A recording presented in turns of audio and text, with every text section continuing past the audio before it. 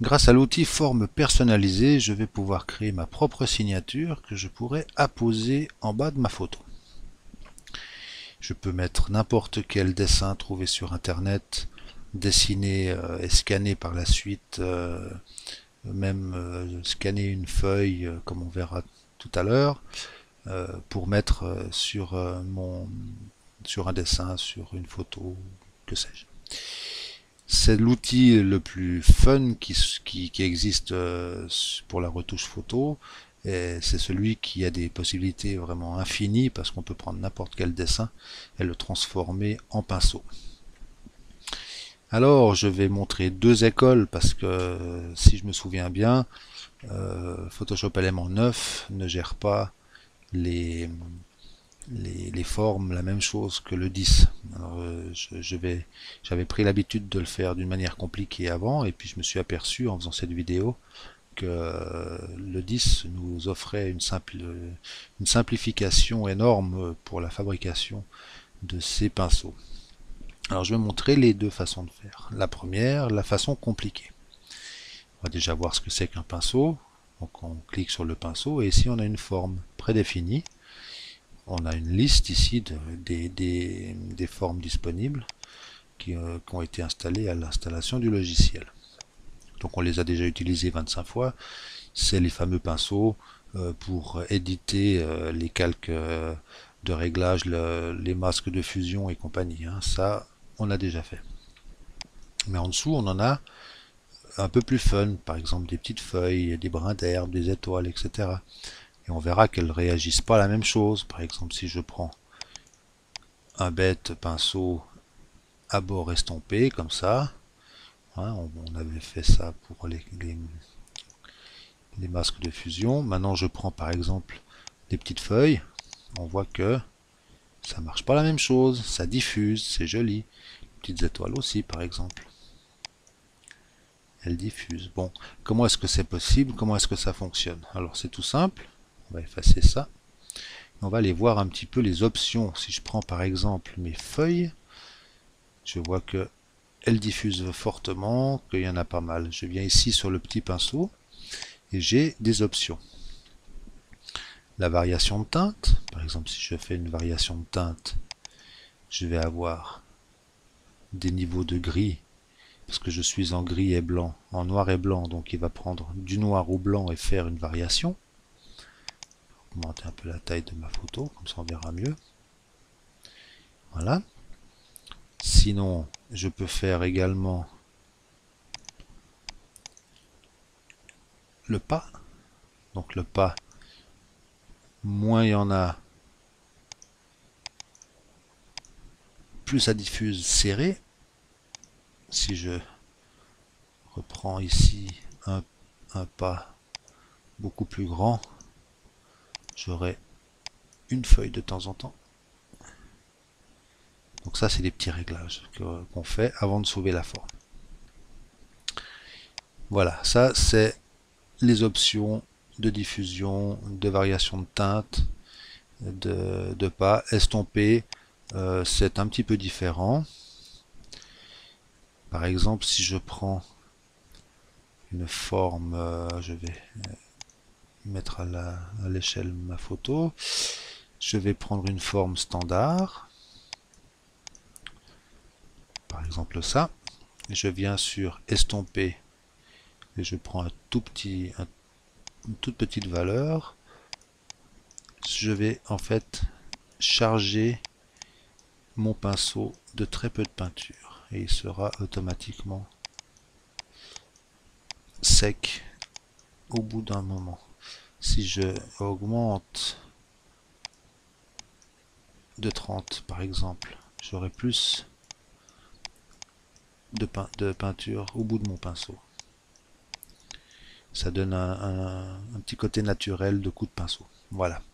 Voilà pour les outils, les options des pinceaux qui sont existants. Ensuite, on va créer notre propre pinceau. On va même créer un petit pinceau rigolo qui est en forme de petit bonhomme. On va utiliser l'ancienne méthode. Alors, le petit bonhomme, il est là, trouvé sur internet. J'ai craqué, je le trouve tout chou. Alors, à l'époque, en tout cas pour Photoshop éléments 8 et 9, il fallait détourer le petit bonhomme, prendre que les pixels sombres, se débarrasser du fond. Le fond devait être transparent. Alors pour que le fond soit transparent, il ne faut pas travailler sur l'arrière-plan, ça équivaut à la feuille blanche de derrière, il faut travailler sur un calque. Donc on va transformer l'arrière-plan en cliquant 2 fois sur un calque. Voilà, ça devient un calque. Et du coup, si je gomme l'arrière-plan, on s'aperçoit que il y a un damier. Ça veut dire que c'est le néant. Il n'y a plus rien derrière ce calque. C'est le transparent. Alors, on va pas le faire à la gomme, bien évidemment. On va prendre une baguette magique avec une tolérance de 3 par exemple. Et je vais sélectionner tout le blanc. Je prends pixel contigu pour pas enlever le blanc de l'intérieur du petit bonhomme et du ballon. Et j'efface mes pixels. CTRL D pour désélectionner. Et je me retrouve avec mon petit bonhomme tout blanc, avec son ballon, flottant dans le néant complet sur la transparence. Et là, je vais pouvoir faire édition, définir une forme. Je vais l'appeler bonhomme. Et maintenant, dans mes formes personnalisées, j'en ai une nouvelle qui s'appelle bonhomme. On va prendre une feuille vierge. On va l'agrandir un peu. Et on a notre petit bonhomme que je peux également diffuser comme ça. Je peux également changer la couleur. Petit bonhomme rouge. Etc. etc. Je peux augmenter la taille. On peut enlever la diffusion si on veut travailler coup par coup. Si je clique plusieurs fois, je les superpose, ils deviennent plus foncés, tout simplement. Voilà pour le tampon à l'ancienne. Maintenant, je peux effacer ça. Je vais de nouveau revenir sur mon petit bonhomme. Comme ça, je vais faire des retours en arrière pour le retrouver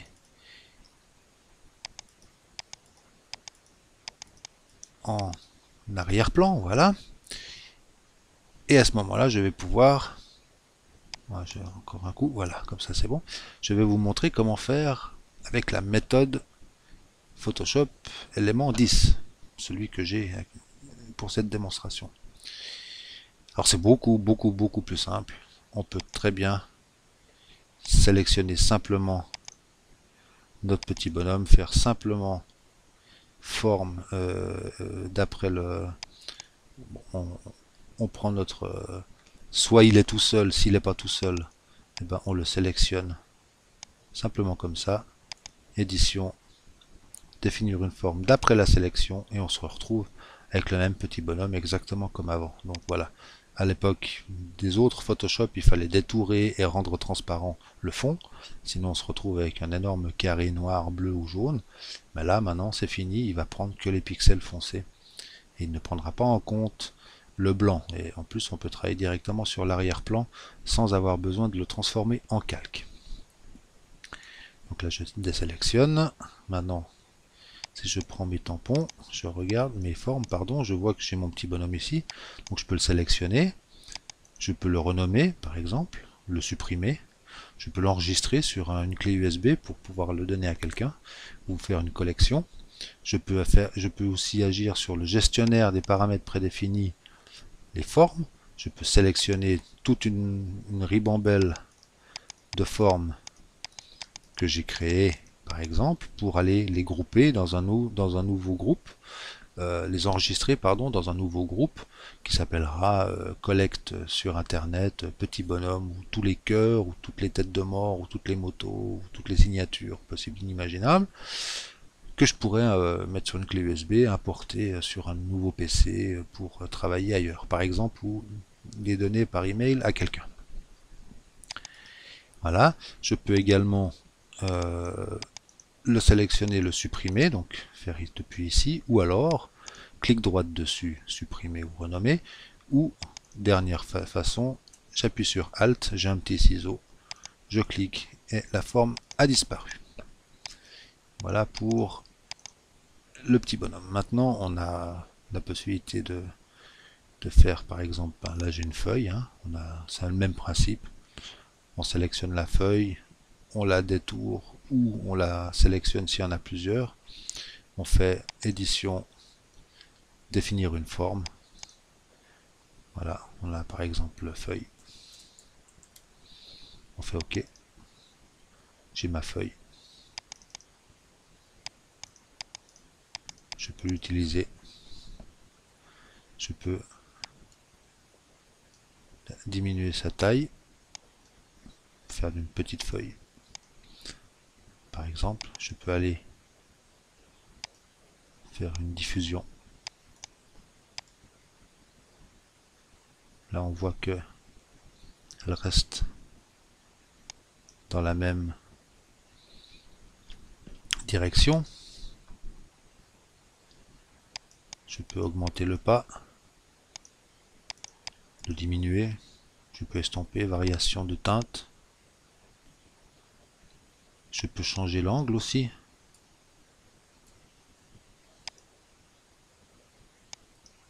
Je peux tout faire. C'est ici que ça se passe. Ici, j'ai les options pour les tablettes graphiques, suivant si j'appuie ou si je n'appuie pas sur le stylet. Je peux choisir ici tout ce qui va rentrer en ligne de compte. Ma signature. Alors, je peux effacer les petites feuilles. Voilà. Ma signature, c'est exactement pareil. Je vais prendre... Voilà, je repars de zéro. J'ai ma signature, je fais édition, définir une forme, signature. Puis là, je vais chercher par exemple ma photo qui est en noir et blanc avec un fond noir. Donc, je vais aller intervertir pour avoir le blanc en premier plan, agrandir un peu mon pinceau. Voilà, par exemple comme ça, et appliquer un tout petit peu plus petit, voilà. Appliquer ma signature en bas, tout simplement.